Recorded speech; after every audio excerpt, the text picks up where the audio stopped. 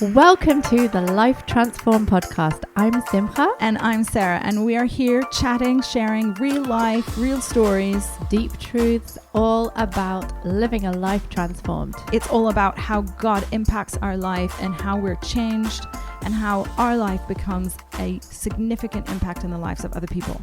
We're going to be here every week for this season. So make sure that you subscribe and join the journey.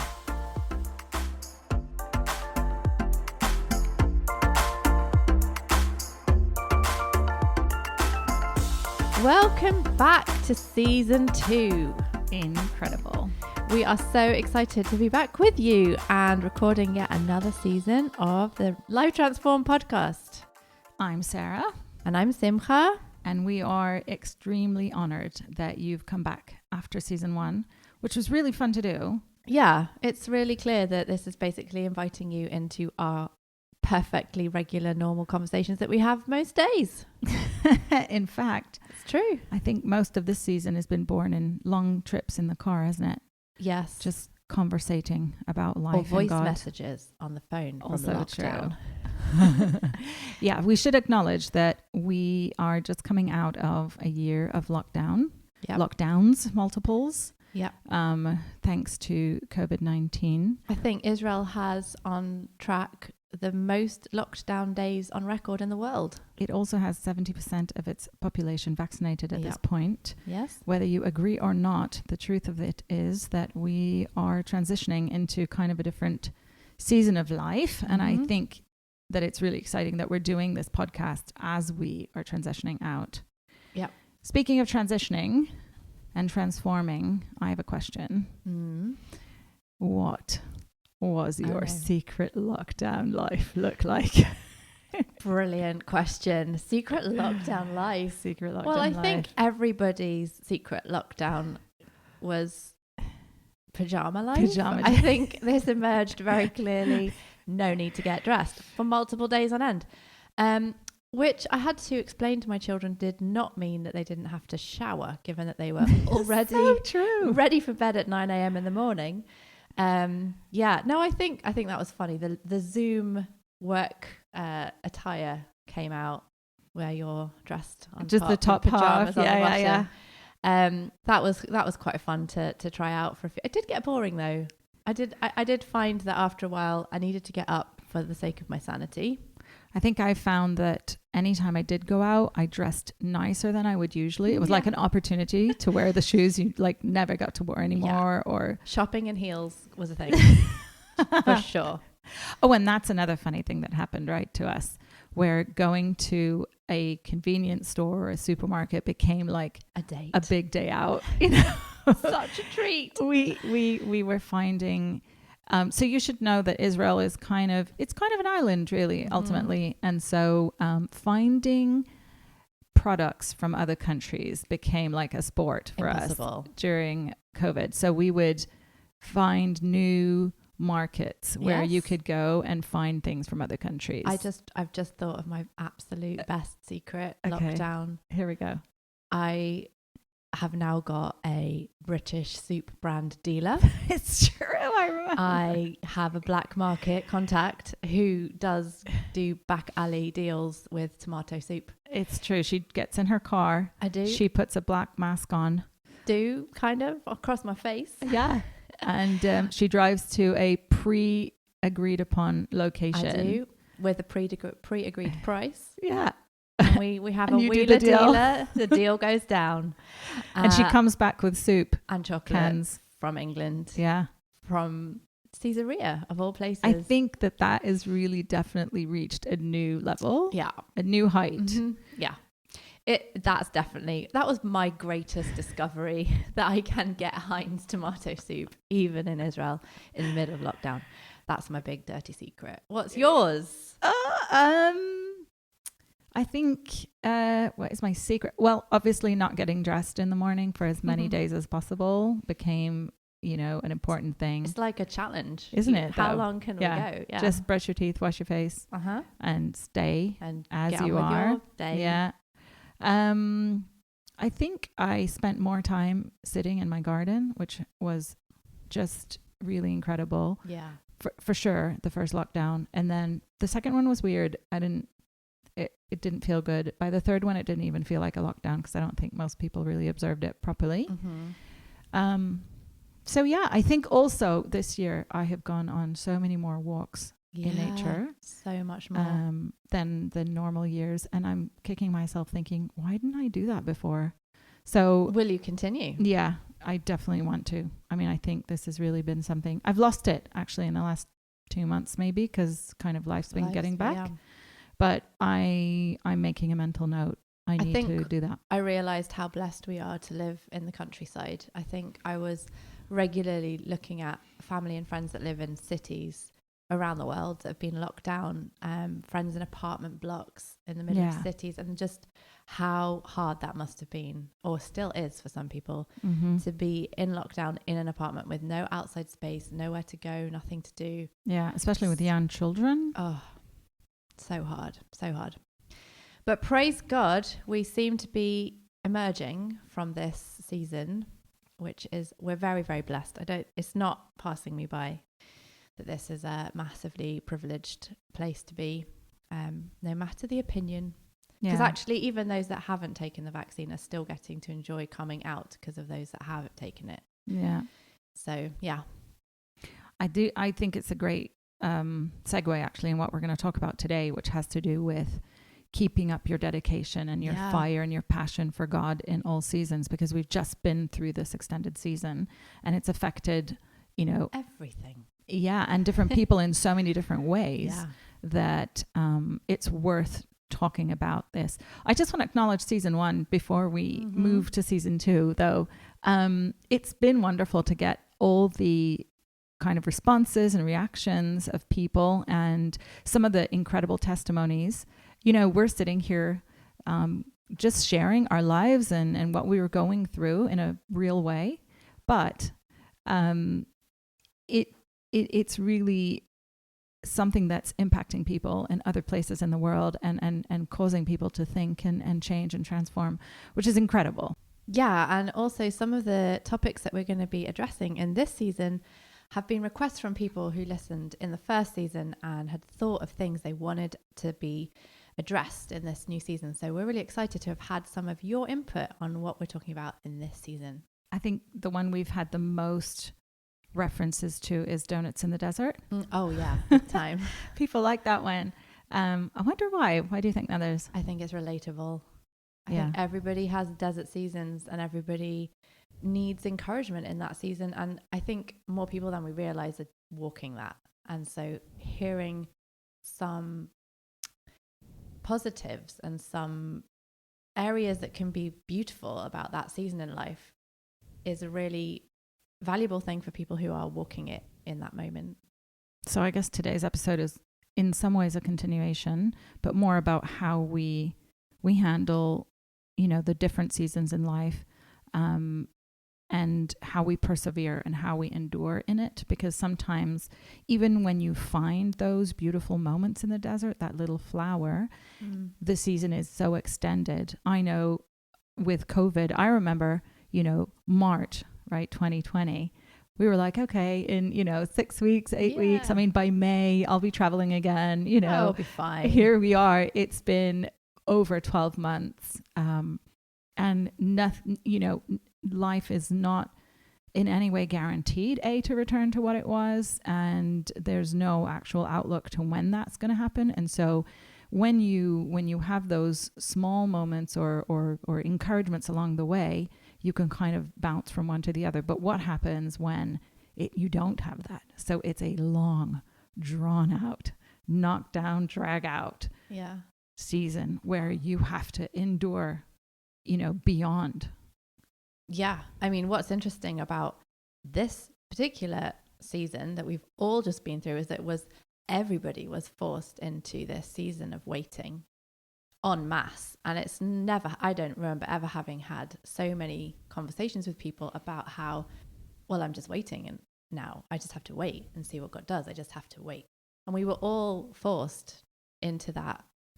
Some people's lives were not affected actually very much. And a lot of people got to continue going to work every day, continue relative normality. But even those people felt effects in different places, whether it was work having to change, but they still got to go, or colleagues not showing up, or shape of work changing, or hours of work changing. There's been effects that everybody has felt, but I think I've never seen so many people having to go into this kind of hidden waiting, no knowing what the outcome will be en masse like that. It was a very interesting dynamic. I think people started to feel a lot more compassion towards each other because we all related a lot more than before. So yeah, it's been very interesting to see people's response to others through this season of extended waiting. I think a lot of the conversations that I was thinking about, you know, between us preparing for this episode came from this extended season when it wasn't something that, you know, was going to change quickly, and that a lot of people were in at the same time. You know, I know a lot of people who have been financially negatively impacted, people who have lost relatives. And so, you know, there's been a lot of negativity together with not a lot of understanding of the future or positivity. And so the question really becomes, how do we keep our place with God through this? I know I feel like, in a way, initially when this whole life change occurred, I was very happy because I was going at full speed ahead. And so suddenly it was this forced break, and I was really enjoying myself sitting in the garden, as I said, you know. But then at a certain point, you know, uncertainty and doubt sets in, a lot of doubt. And when you're not working, then you don't have the finances behind it. Certain things, you know, have to die. And I think I found myself going through grief in a way, you know. Absolutely. Like you know, the different stages, you know, denial, anger, you know, all these things, sadness and mourning, until finally getting to acceptance. And that I think has taken me the better part of this year, you know, to do. Oh, absolutely. I relate. I think I was just going to ask you, you know, we've both been through this year opposite each other and very much together when we were allowed. And there's been very different changes that we've both walked through. And I think that's a really good way of describing it, is the stages of grief. And obviously many people have literally had to walk through that with losing actual family members, which we did at the very beginning of this outbreak. But it can be applied to so many different things. And I think one of the things that occurred to me maybe halfway through this past year was that it's like God just put the brakes on masse for everyone. Like, okay, just slow down, like just stop. And I think a lot of people liked it and accepted it and recognized it was an opportunity for something new, or maybe God was trying to do something new or launching something new. But I think in that there was also a lot of fighting against it, like, but I need to return to normal, but I need to return to my everyday life, but I need to have the routine, I need to get back to work, I need. And I found myself wrestling with that dynamic of very happy to accept anything new that God's got for me. Like, you and I have often talked about how we follow where God's going, and I don't want to be rooted into the ground, unwilling to move just because I like my old life.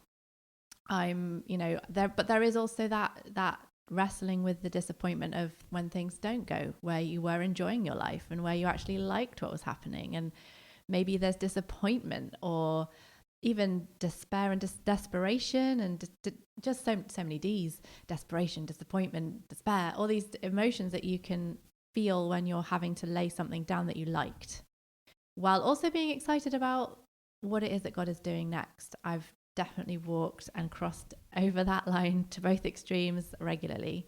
But what would you describe your walk to have been over this time? Because things have changed hugely for you. Yeah, I think one of the ways that I got through this year, and, you know, obviously going back to basics, you know, going back to the small things, going back to the beginning, if you like. You know, I've been challenged by God through having to stop everything to go back and examine and sift through what are the things that God has said to me to do that I haven't done, and how can I move forward on those things? Because if I want to see the new, if I want to come out on the other end, I need to be obedient. And I think that, you know, when life is going so quickly and there's so much in and we're so busy, you know, it's easy to, in some ways, become a bit complacent about our obedience, that so distilled obedience to exactly what God is saying, or even taking that time and spending that time to pursue God. You know, we talked a lot in season 1, you know, about this pursuit of God. And so I think that's number one, you know, coming back to a place of wholehearted obedience. And the second thing is being able, or should I say willing, to be a blank canvas for God and to have him put new things in. And God has definitely put new things in both your life and mine. We'll talk about it a little further on in the episodes in this podcast. You know, there's been a lot of new things that have come in that are replacing things that were there before. And it's not about mourning the old things, although I think it's a human thing, you know, part of the story, isn't it? It's human for us to think, I really enjoyed my life before what happened, but finding the joy in the small things in life, you know? Yeah. I think something I was just reminded of is how many times over these past months that you and I have talked about not making assumptions and how everything is on the table. And I've been talking a lot with a friend in the UK who's been doing a massive house renovation, and we've been talking about intentionality and making sure the things that are put back are intentionally put there and not just a default, well, it was there before so it can go back, which I found really helpful as a way of approaching my life post-COVID. Is everything is on the table. I can see all the different elements of my life on the table, and I'm not going to just assume that all of them get put back. And I like what you just said about going back to the basics and going back to the original things that have been spoken, because we're really good at adding to God's perfect recipes and assuming that, oh, he's asked me to do this, so it must mean that and that as well. And sometimes it does mean that, and he knows we're going to do that, and he's happy with that. But sometimes I think we assume that it means those things, and it sometimes doesn't. And I think this has really given us an opportunity to get back to what was that original call? What was that original story that God wrote over our lives? And what does he actually want me to do now? And everything else can stay not put back. It reminds me of this great verse in Philippians 4:12-13. It says, I know how to be brought low, and I know how to abound. Yeah. In any and every circumstance, I've learned the secret of facing plenty and hunger, abundance and need. And I can do all things through whom who strengthens me. And I think people take that piece. I can do, how many plaques have you seen? I can do all things through whom who strengthens me. And they take it out of context. I think we've also discussed this idea of don't take verses out of context if you want to get the fullness of the Bible and the power of the Word of God in your life. Don't take out half a verse. When he says this in Philippians, Paul says, I can do all things through him who strengthens me. It's in the context of bounty, but also hunger, you know, being brought low. Yeah. And also abundance. And this has been this season. And I think the key to endurance, one of the keys to endurance, is this ability to be okay, regardless of having a lot, having a little, being able to see how you're going to go through this season, what the future is going to look like or not. You know, then he says, when I'm in that place where I don't need to figure it out, I can do all things through him who strengthens me. It's finding the anchor, like the why in the fire. Like the four in the fire, they had the why. They knew that the why are we being thrown in the fire? Because this is an opportunity for us to show we are not going to bow down. We are not going to give in to ungodly dictatorship, essentially, or authority in our lives. And this has been an opportunity to do that. get back to that original basic why, whether it is in plenty or in nothing or in fire or in abundance, whatever it is, you need to know the why. And you need to have that anchor, because it will see you through, it will guide you through whatever you're walking through. And I think we've definitely done that. You know, the shape of our lives is completely different now to what it was a year ago on so many levels. And, you know, I think actually our family lives in many respects probably won't go back to what it was before. There's been actually lots of positives that have come out. We've got used to being able to all be in the same house. I remember when the thought of 2 months summer holiday coming up was, you know, fear and trepidation. How do we fill 8 whole weeks for these children without, you know, wanting to kill them after 2 days? And now we're like, 2 months, no problem. We've just done a year of this, no problem. And I think that's a good thing. That's good fruit from this. You know, okay, yes, there's still arguing and they're still fighting, but there's definitely been a learning that's happened that I'm happy for, I'm happy about. But I think getting back to that why will see you through any season. And we've all got to have that. That's how you get through that season of change and trial and really those disappointing moments where things are not going how you hoped. What is God saying over my life? Because maybe he's got another way to express that through my life. So good. This is one of the things when I was thinking about this, about endurance and perseverance and how I get through. This is a portion of scripture that has been a favorite of mine from a young age. I found this in the Bible, and it's Romans 5:3-5. And Paul says, we exult in our tribulations, knowing that tribulation brings about perseverance, and perseverance, proven character, and proven character, hope. And this hope does not disappoint, because the love of God has been poured out within our hearts through the Holy Spirit who was given to us. So this idea that there is a hope, and it's a hope that doesn't disappoint, and it comes about by us being willing to be stretched and put in uncomfortable positions and situations to change our character. And that when that change of character happens, then proven character brings hope. And I think that this is something that it's not man-made. You cannot manufacture. You know, you were talking about anchor. One of them is why, you know, knowing your why. The other is hope. This hope that comes from God, that's placed into our lives through being willing to be stretched, it's not something that you can buy or make or create, self-generate, you know, I'm just going to be hopeful. Yeah. You know, I don't. That's plastic hope. Yeah, it's not authentic, right? And also it doesn't stand the test of time. Yeah. And so if you want to have something that is tangible, you know, that guy that builds the house on the rock, and the storm comes and it makes him immovable because he's built it on the right foundation. And hope that comes from God is a foundation in your life that if you will allow him to build that into you, it's something that will carry you through. It doesn't really matter what. I mean, if we think that this is it, we're kidding ourselves. This is one birth pang, right? So COVID is one thing, but we are going to live through some more incredible seasons, incredibly difficult seasons, incredibly glorious seasons at the same time. Yeah. And we need to allow the preparation of God to happen in our lives, to change us and transform us, to build that character in us. And the reward is hope.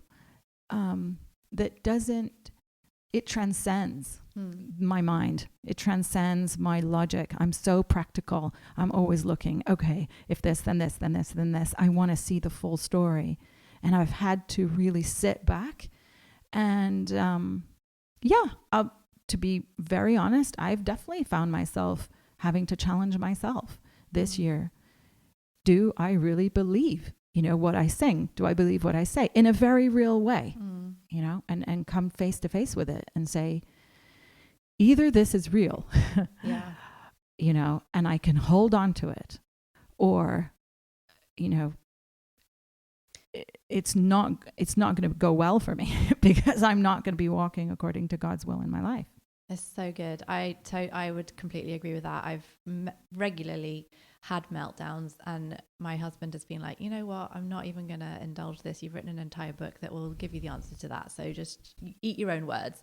And I hate when people say that. But when you say something, or you sing something, or you declare something, or you stupidly put a blog post out, or something that someone can throw back in your face, it's really annoying. But it is good because you are constantly having to challenge yourself. But I like what you've just said about the hope that brings character. It's a very dangerous prayer because God will do it, and then we won't like how he does it. And I think one of the things that I've really had to wrestle with this year is the stumbling block of grumbling and complaining. And you know that there's this balance, because you have to acknowledge where you're at and what you're struggling with, because otherwise you'll never get past it and you'll never find God in it. And there's been several things this year that have just been really, really tough to walk through. You know, being separated from family for so long and having no flights or airspace open or whatever it is hard. But at the same time, you know, it's done things in us, I'm sure, that are good, and it's grown character, like you were just saying, and it's brought that hope. And you have to walk through that difficulty, and you have to not dwell on the grumbling and not dwell on the complaining, because look what happened to the Israelites when they did that. Never a good thing. I have to keep telling myself that. I love that my life reflects the story of the Israelites, but then let's not do all the things that they did that made it last longer. Yeah. Let's not grumble in the wilderness. I think Philippians 4, this chapter, I quoted from it earlier, and if you just keep going a few verses down, 6 and 7, Paul says again, "Count it all joy, my brothers, when you meet trials of various kinds, for you know that the testing of your faith produces steadfastness, and let steadfastness have its full effect, that you may be perfect and complete, lacking in nothing."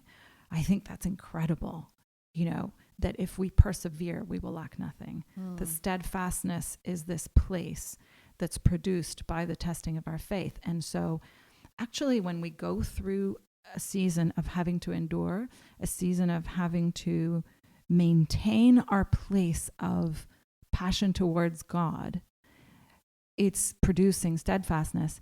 And I think, we should acknowledge the fact that when things are not going our way, we can hide and harbor offense in our heart. Offense towards God, offense towards people, obviously, but offense towards God. What happened? Why isn't it? Why aren't things going the way I need them to? Or why is this season so long? Why are you not delivering me? Yeah. And Paul is saying, if you will let that have its effect in your life, if you will hold on, if you will hang on, it will produce a place where you won't lack anything. It doesn't matter if you're in a lot or a little. So my question to you is, how do you go through a season like this and maintain that passion for God and not kind of grow cold in your heart?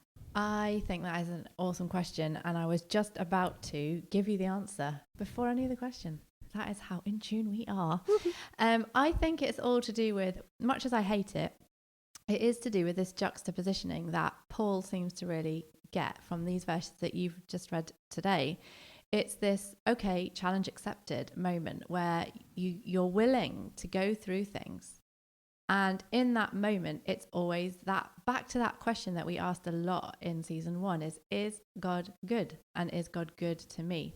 And I think that is something that I've found myself constantly having to declare to myself over this year. God is good. God is still good to me in all these things, I'm having to let go of, in all these things that are changing, in all these things I'm laying down, that I'm enduring, this long season, this whatever it is. God is good. And that's a question you have to keep asking yourself, because it's so easy to suddenly find yourself accusing of God of things without really noticing that it is putting under question his goodness. And I've definitely noticed that that happening in my walk over this year. But I think if we can get to a place where we can see the difficulties as an indication of an elevation that he wants to give us, there is a character elevation or expansion or upgrade that he's wanting to give us, and this is the best way for him to do it, then it changes our perspective on everything we're going through, because it's part of the upgrade that our system is going through. And it takes the time. You know, when you do a computer upgrade, it takes a while for all the new stuff to be loaded up and work well and be ready to do the tasks that you need your laptop to do. It's the same thing. This COVID has been en masse, I think, for those who've been willing, like the verse says, to go through it and to actually grow from it.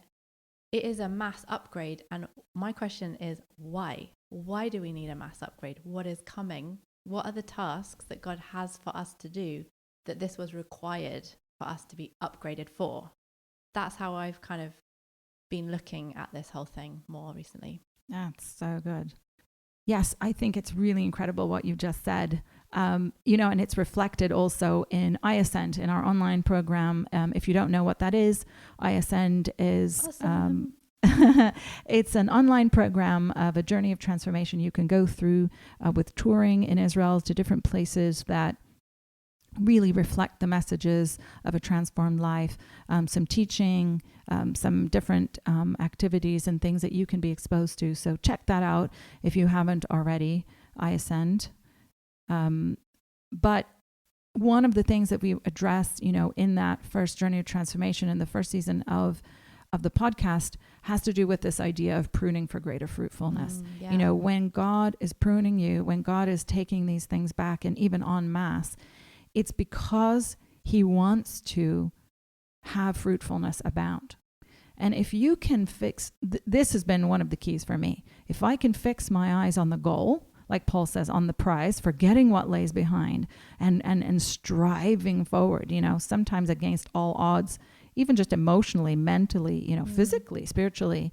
When things are cut back, when you're going through a season that things are cut back so much, it is because God wants to do even greater things. Yeah. And so one of the next keys that I wanted to bring up about seasons of endurance and perseverance is this idea of joy, of being able to find joy in this place. Again, Book of James, count it all joy, or in the New Testament, the joy of the Lord is my strength. Why is that? Because it's not linked to happiness. It's not linked to this transitionary kind of state of something good happens, so I'm happy. It's a much deeper place of finding joy regardless of what's going on. And even in seasons where things are being pruned, when you're being cut back, like you said, when we're having to let go of things and maybe never see them resurrect again, that's where this idea of hope, a hope that doesn't disappoint, which has come about by this proven character that God has worked into us, and being able to find joy. Yeah. I think it's really interesting that hope and joy are two things that the world tries to mimic. And they are like they're very trendy words. Happiness, joy, find your joy, find your hope. Like, it's very kind of... I like that there's an accent that goes along with it. That's not intentional. I find your joy. It's something, I said earlier, it's like plastic, a plastic version. It's a fake version. It's not a real thing. And one of the things that plastic does actually eventually is pollute. And it doesn't actually, it actually just destroys, erodes, causes problems later down the line. And I think that's something that I've been very aware of, is that certainly here in Israel, a lot of people have turned to, Eastern practices. And I've definitely seen online, I'm getting a lot more invitations to random weird things than I've ever had before. And people are looking for those things. They've felt a lack of hope. We've even talking to our neighbors on our street, that the lack of peace and the lack of hope is something they're very openly talking about. They don't think that we have any solutions for them, but they want hope, they want joy, they want these things, and they are looking for them. They don't know where to find them. and they're looking in all the wrong places, and they are producing this plastic version of it. And this sort of a situation that we've just walked through en masse, it tests it. It tests how strong your joy, how strong your peace, your hope is. And if it is not based in the truth, and if it is not based on the steadfastness that we've been talking about, it will crumble away and actually end up producing pollution in your life. And I think one of the things that I've really been challenged about is how I perceive both those things, but also who God is. And am I allowing my personal experience to paint the picture of those things? Like, am I looking at God's character through the lens of my experiences or my feelings or my plastic joy that I'm trying to muster up today, or for the sake of not yelling at my kids, or whatever it is? Is it actually tainting what the reality and the truth of what those things are and who God is? And, you know, I'm sad to say, fortunately I caught it, but I'm sad to say there were times when I was definitely allowing who I was viewing God to be and his ability to give that joy and that peace and that hope through my own feelings and experiences in the moment. And it was tainting it, and it was polluting it, and it's a very dangerous road to be on if you don't notice, because you end up with this totally screwed up version of who God is. So good. I've had to catch myself as well many times. I think you referenced this earlier about grumbling or complaining, you know.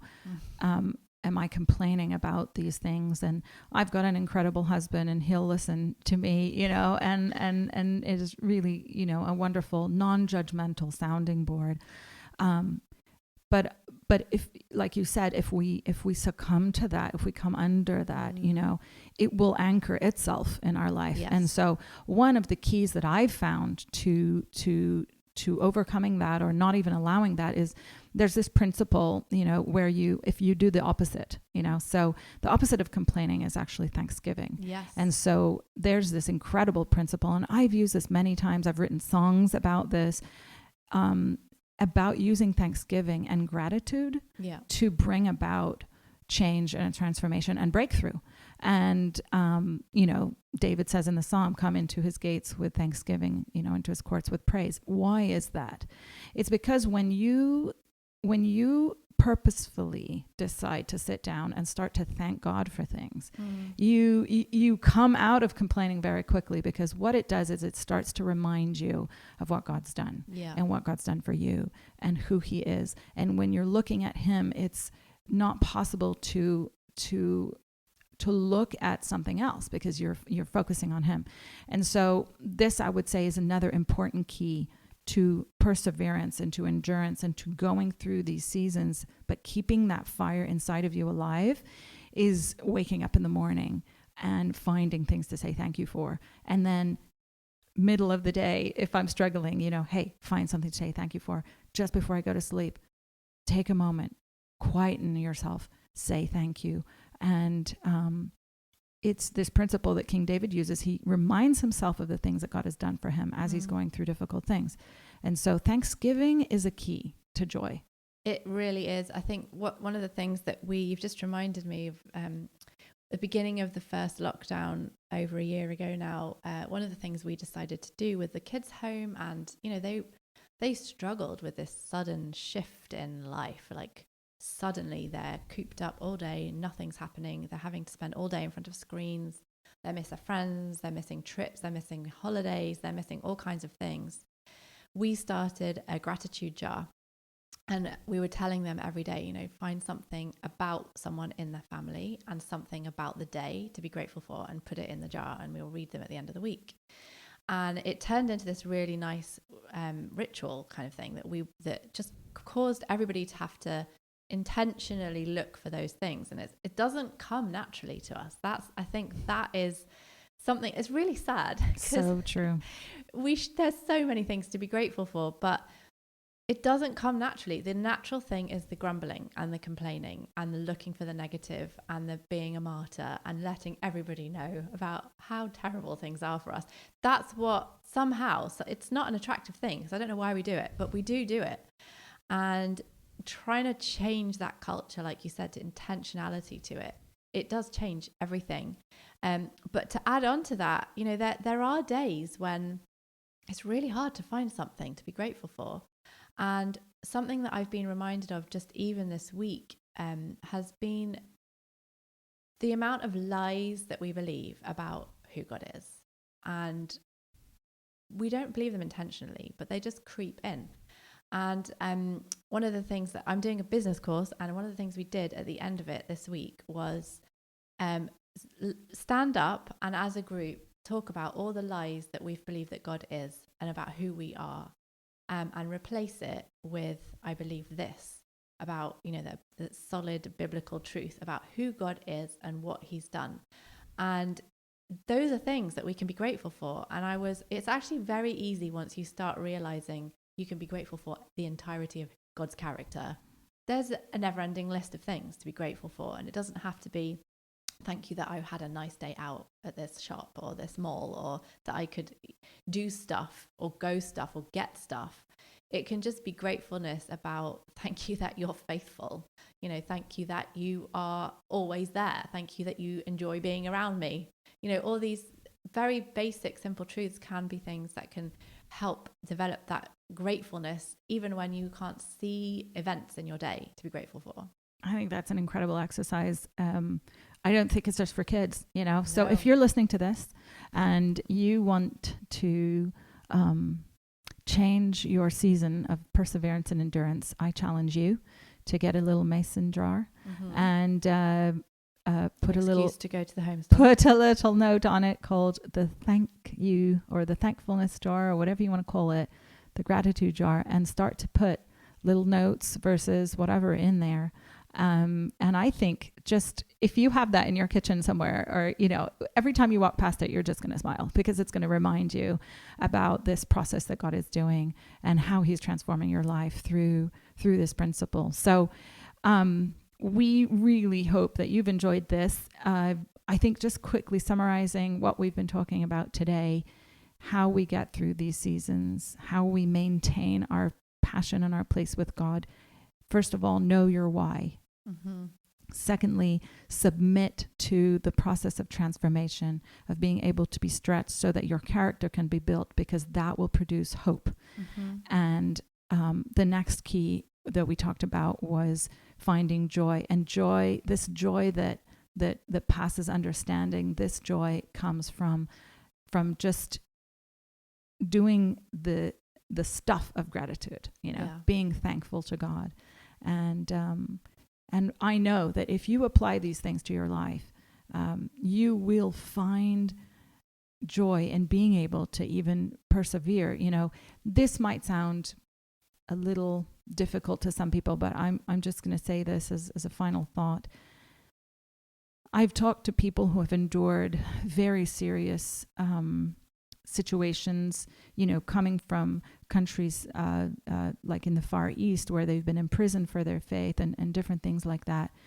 And you listen to these people, and I've looked at what allowed them to get through it, you know. And it's again from the New Testament, I count it all as joy. What it is this I think very spiritually mature principle, idea of rejoicing in the fact that God can trust you to go through something like this. Represent him well in that place. Yeah. You know, wow. If you can flip endurance and perseverance on its head, and instead of making it about ourselves, making it about the joy that God can trust me, he must really believe in what he's invested in me to allow me to go through this. And because we love him so much that we want to represent him well in every season, that we can count it as joy that he's found it something that he can trust us with to go through, you know, difficulty. I think really to just add one thing to your final thought, that really is the task he's given us. Like you can filter it down to your personal calling, but actually the general call that he's put on all of us is exactly that. It's represent him well to others till the end. And if you have commitment to that, that is your task, completion of that task. That's how you get through your season. That's how you get through your fire, your valley, whatever it is that you're walking through, your desert. It's completion of that task, commitment to the completion of that task. And that's it. That's the end. And whatever comes as a part of that task is all to his glory, for his glory, and to represent him well. And your individual calling will come into that, and how that works out is obviously unique to all of us. But at the end of the day, whether you're reading stories about martyrs through history, whether you're reading about Paul, whether you're walking through COVID, whatever you're doing, that is the challenge. That is the call that God has on our lives. It is, be me to the best of your ability through my strength to everyone around you. And that includes the Great Commission. It includes it's all encompassing. And that is what we need to have a commitment to completing in our day-to-day walk. Amen. Wow. I cannot wait for the next episode. Having just gone through this one. Welcome back, guys. Did you miss us? We'll be back with another episode. Stay tuned. And drop us a line. If you have any comments or any testimonies that you want to send us, we would love to hear from you. Thanks for stopping by, guys. Make sure you're subscribed so that you never miss an episode. And if you have loved this show, please leave us a rating. Yeah, we'd so appreciate it. And share it with your friends and your family. We are so excited that you have joined the journey.